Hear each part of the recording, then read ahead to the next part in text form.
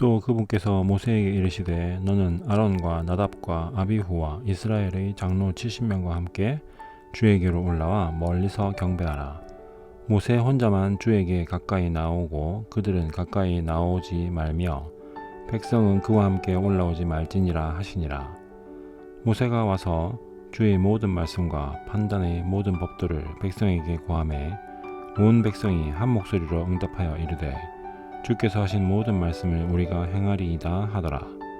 모세가 주의 모든 말씀을 기록하고 아침에 일찍 일어나 산 밑에 제단을 쌓고 이스라엘의 12지파대로 12기둥을 세우며 또 이스라엘 자손의 청년들을 보내어 그들이 번제 헌물을 드리게 하고 소들을 화평 헌물로 삼아 주께 희생물로 드리게 하니라. 또 모세가 피의 절반을 취하여 대야에 담고 피의 절반은 제단 위에 뿌리며 언약의 책을 가져다가 백성이 듣는 데서 읽으매 그들이 이르되 주께서 말씀하신 모든 것을 우리가 행하고 순종하리이다 하니 모세가 피를 취해 백성에게 뿌리며 이르되 주께서 이 모든 말씀에 관하여 너희와 맺은 언약의 피를 보라 하니라. 그때 모세와 아론과 나답과 아비후와 이스라엘 장로 70명이 올라가서 이스라엘의 하나님을 보았는데 그분의 발밑은 마치 사파이어 돌로 포장한 듯하고 청명한 하늘의 본체와 같더라. 그분께서 이스라엘 자손의 고귀한 자들에게 자신의 손을 대지 아니하셨으므로 그들도 하나님을 보며 먹고 마셨더라. 주께서 모세에게 이르시되 산에 올라와 내게로 와서 거기 있으라. 내가 기록한 돌판들과 율법과 명령들을 내게 주리니 이것은 내가 그들을 가르치게 하려 함이라 하시매 모세가 자기를 섬기는 여호수아와 함께 일어나 하나님의 산으로 올라가며 장로들에게 이르되 너희는 우리가 너희에게 돌아올 때까지 여기에서 우리를 기다리라. 보라, 아론과 홀이 너희와 함께 하나니 어떤 사람이 할 일이 있으면 그들에게로 갈지니라 하고 모세가 산에 오르매 구름이 산을 덮었더라. 주의 영광이 시내산 위에 머물렀고 구름이 엿새 동안 그 산을 덮었는데 일곱째 날에 그분께서 구름 가운데서 모세를 부르시니라. 이스라엘 자손의 눈에는 주의 영광을 보는 것이 마치 그 산의 꼭대기의 삼키는 불을 보는 것 같았더라. 모세는 구름 가운데로 들어가 산 위로 올라갔으며 밤낮으로 40일 동안 산에 있었더라. 아멘.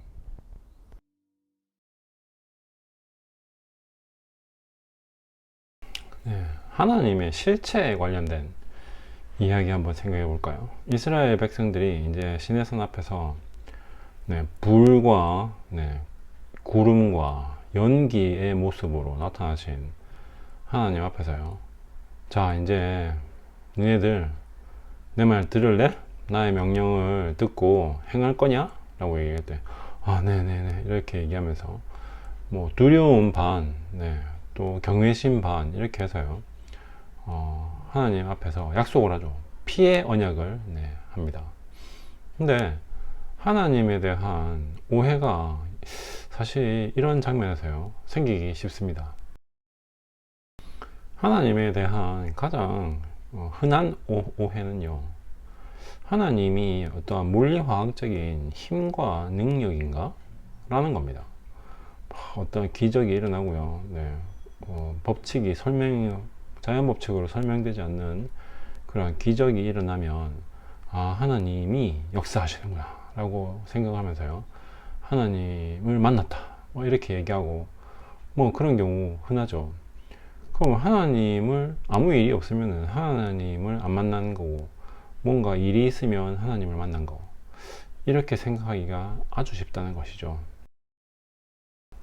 그래서 하나님에 대한 오해는요, 이런 자연적인 현상으로 인해서 해가 붉어지고요, 달이 빨갛게 되고, 또 일식, 월식, 기타 등등 여러 가지 그러한 자연 현상으로 인해서 재앙도 마찬가지겠죠.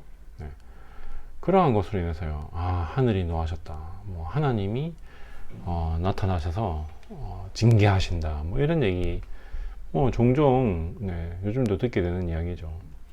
그런데 하나님이 과연 물론 그렇게 뜻을 나타낼 수도 있는데요, 뭐 그것만 하나님이라고 생각할 수 있을까요? 하나님이 꼭 불과 빛과 어떠한 광명의 천사의 모습으로 그렇게 나타나셔야지 하나님인가요? 성경에서 증거하고 말하고 있는 하나님의 모습은 어떤 거죠? 하나님은 스스로 존재하는 자, 즉 아주 근원적인 존재라는 얘기가 아주 자주 나옵니다. 그리고요, 그 근원이 뭐냐? 선과 의로움, 사랑이라는 것이죠. 이 자체만 놓고 보면요, 하나님은 사실 어떠한 지식 체계라든지 아니면 이성적인 관념에 가깝다고 이야기할 수 있는 것이 사실 성경이 가르치는 하나님의 어떠한 존재의 실체입니다. 오히려 하나님은요, 어떠한 오감으로 느끼는 그런 자연계에서 드러나는 그런 하나님이라기보다도요, 하나님은 영이시라서요, 우리가 올바른 선택을 하고 또 바른 길을 갈 수 있도록 하는 그러한 지식체계나 관념이나 가치 기준에 가깝다라고 말할 수 있습니다. 하나님이 말씀하신 그 모든 계명은요, 결국 알고 보면요, 하나님을 사랑하고 이웃을 사랑해라, 의를 실천하고 사랑을 행하라, 긍휼을 베풀고 약자를 보듬어라, 기타 등등 안식년, 안식일, 절기 다 일맥상통하는 이야기가요, 의와 사랑을 행하라, 그것을 선택하고 절대적으로 생명처럼 지켜내라 라고 이야기하시는 것이 하나님의 뜻과 의지, 또 하나님이라는 영적 존재의 실체다라고 말씀하시고 있습니다. 그래서 사람이 가지는 다른 피조물과 다른 독특한 존재로서 가장 큰 특징이 있죠. 이성적으로 사고할 수 있습니다. 그리고 본능을 거슬러서요, 이성과 의지로서 어떤 행동을 선택할 수 있는 자유의지가 주어졌다고 누누이 이야기하죠. 또 학습에 대한 능력이 주어졌습니다. 사람은요, 다 알다시피 소나 양이나 말이나 태어나자마자 얼마 안 있어서요, 젖을 빨고 뛰기 시작하죠. 하지만 사람은요, 그렇지 않습니다. 모든 것을요 다 배워야 하는 그러한 존재에 가깝죠.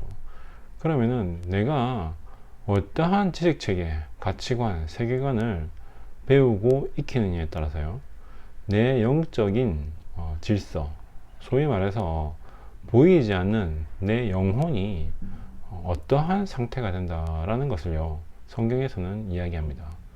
자, 그렇다면 우리 만져지지도 않고 느껴지지도 않는 영의 세계, 영이신 하나님을 어떻게 아느냐?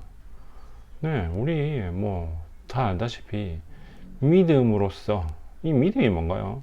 가치관이죠. 지식체계입니다, 일종의. 그리고요, 관념적인 이성체계입니다. 그래서 이것으로만 하나님을 알 수 있다. 우리 말씀으로만 하나님을 제대로 알 수 있다라는 얘기 굉장히 많이 하죠. 그 말씀이 뭡니까? 가치관의 체계입니다. 어떠한 세상이 이루어진 그 모든 질서를 설명하는 그러한 지식체계죠. 그게 하나님이라는 거죠. 그 말씀이 육신으로 오신 분이 누구라고요? 예수님이죠. 그래서 예수님이 하신 그 모든 일들은요, 또 예수님이 가르치신 모든 교훈들은요, 하나님을 알게 하려는, 즉 하나님을 아는 지식을 전하려는, 그것이 사실 다였다고 이야기할 수 있는 거죠. 자, 그렇다면 하나님을 아는 지식, 하나님의 말씀, 하나님 그 자체, 그게 필요 충분 조건이 어느 정도 성립하는 그러한 특성이 있다라는 것이죠.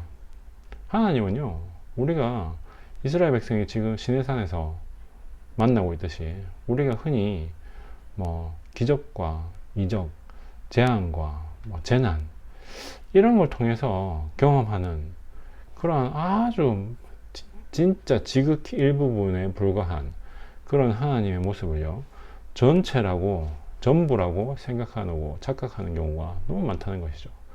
이건 뭐 진짜 코끼리 다리 만들기처럼요, 알지도 못하면서 이야기하기가 굉장히 쉬운 것이 하나님이라는 존재입니다. 그래서 이 구구절절, 신구약, 이 두꺼운 성경으로서요, 하나님이 어떤 존재인지 좀 알 수 있다라는 최소 근거, 또 최대 근거가요, 성경이라는 거죠. 그래서 하나님을 아는 지식이 곧 생명이다, 또 곧 구원이다, 곧 영원을 약속하는 그러한 일이다 라고 말할 수 있는 것이요, 우리 신앙생활은요, 사실은 노후 대비가 아니고 사후 대비죠. 노후 대책을 세우는 거에 초점 맞추지 않습니다. 사후 대책을 마련하는 것이 사실은요, 신앙이고 믿음이죠. 그래서 자연적인 질서, 또 어떤 자연계에서 일어나는 현상으로서요, 영적인 부분을 다 설명하려고 한다, 또 하나님을 다 알려고 한다라는 것은요, 사실은 좀 어불성설입니다. 그래서 하나님께서 이거는 내 뜻과 의지야 라고 이야기한 하나님의 실체가 고스란히 담겨져 있는 성경을 읽고 묵상해야 된다라는 것이 사실 기본 중에 기본, 상식 중에 상식인 거죠. 하나님 아버지 감사합니다. 하나님에 대한 또 큰 오해가 시작되고 있다는 그 장면을 봅니다. 하나님이 불도 아니고 구름도 아니고, 하나님께서 화염과 불꽃도 아닌데, 그리고 또 하나님이 가지신 그 모든 힘과 능력이 아버지 하나님께서 주장하시는 또 진리로서 자체이신 선과 정의와 사랑에서 나온다는 그 아주 일부적인 현상에서 너무 초점 맞춰지지 않도록 저희의 모든 믿음을 또 바르게 하여 주시옵소서. 불기둥과 연기, 불기둥과 구름 기둥이 없어도 자연계에서 일어나는 그 어떠한 현상들도 저희가 알고 느끼지 못해도 하나님께서는 언제나 진리로 계신 하나님, 또 사랑으로서 근본적인 모든 물질과 비물질의 가치를 세우신 그러한 존재라는 것을 저희가 항상 배우고 깨닫고, 또 그것을 더 알아갈 수 있는 그런 은혜가 있기를 원합니다. 아버지 하나님, 그래서 하나님 아는 지식이 저희의 올바른 것과 선과 사랑을 선택하는 그런 모든 지혜로서 연결되게 하시고, 아버지 하나님을 아는 지식이 정말 저희의 모든 삶과 또 영원한 생명을 어떻게 선택하는 것이라는 것을 알고 깨닫고, 또 자세히 생각하고 또 묵상할 수 있는 그러한 은혜도 허락하여 주시옵소서. 예수님 이름으로 기도드립니다. 아멘.